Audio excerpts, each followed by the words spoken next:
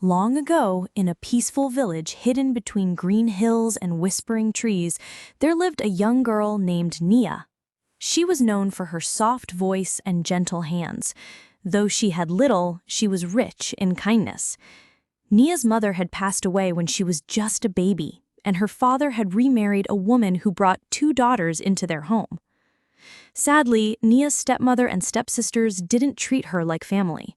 They made her sweep the compound, carry firewood, wash clothes, and cook every meal.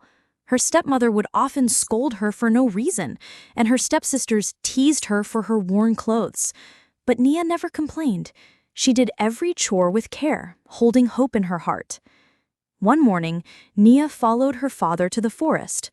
They were there to tap fresh palm sap before the sun rose too high. While her father climbed the tall tree, Nia sat under it, humming softly and nibbling on wild mangoes. Suddenly, she heard a loud crack. Her father's rope had snapped, and he fell hard to the ground. "Baba!" she cried, running to him, but no matter how hard she called his name, he didn't move.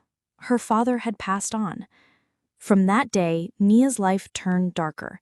Her stepmother, now free from anyone watching her cruelty, turned Nia into a servant.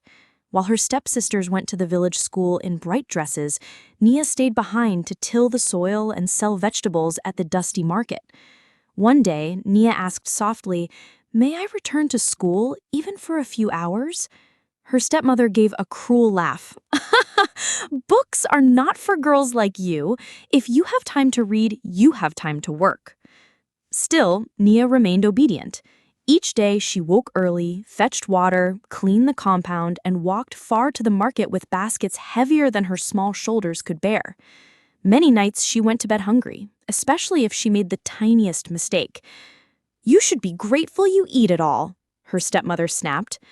One hot afternoon, disaster struck. Nia's youngest stepsister had broken the family's only water pot while playing carelessly. Afraid of being punished, she blamed Nia.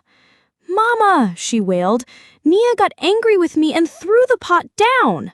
Without asking for the truth, the stepmother turned to Nia in fury. "You ungrateful girl! You'll fetch water for the whole house and don't expect a single bite of food until you do." There was just one problem. It was forbidden in their village to draw water from the river on that particular day, a sacred day when the spirits of the water were said to rest. Anyone who disturbed the river would face a terrible curse. With a trembling heart, Nia lifted a clay pot and walked into the dense woods. Her bare feet sank into the soft earth, but she didn't stop. When she reached the river, she said a quiet prayer and dipped the pot gently into the cool water. Just as she turned to leave, an old woman's voice called from the trees. "My child," the voice rasped, "I am very thirsty. Will you share your water?" Nia turned and saw a frail woman sitting by a small, crooked hut. Her skin was wrinkled and her hands shook with age. Without thinking, she poured a little water into a wooden bowl and offered it to her. "Thank you, dear girl," the woman smiled. "Come, I have something for you. In my hut are 2 baskets. Choose one, but do not open it until you reach your home." Nia nodded politely and entered the hut. She saw one large basket glowing with color and another, smaller one, plain and quiet. She chose the smaller basket, thanked the old woman, and made her way home. Back at the house, Nia gently lifted the lid of the basket. A golden light burst out. The room filled with sparkling coins, shimmering fabrics, and jewels as bright as the stars. Nia gasped. Her stepmother and stepsisters came running and froze in awe. Greed flashed in their eyes. The stepmother hissed, "Find that old woman and bring me the biggest basket she has." The next morning, the 2 sisters ran off to the forest. When they reached the river, they spotted the old woman sitting in the shade. "Give us water," one shouted. "We're in a hurry." They poured water for her roughly, not out of kindness, but desire for treasure. The old woman said nothing. She simply pointed to her hut and said, "Choose one. Open it only when you're home." Inside, the sisters grabbed the large, fancy basket. They rushed back, giggling with excitement.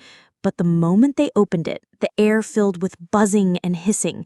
Out flew wasps, biting flies, and crawling beetles that stung and pinched.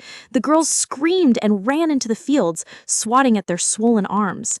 From that day, the sisters stayed far from trouble. Their once proud stepmother lost the respect of the village.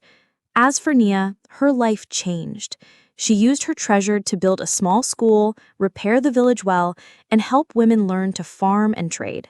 She wore simple clothes, shared what she had, and never turned away someone in need. Whenever someone asked how she became so blessed, she smiled and said, "A kind heart always brings a full basket."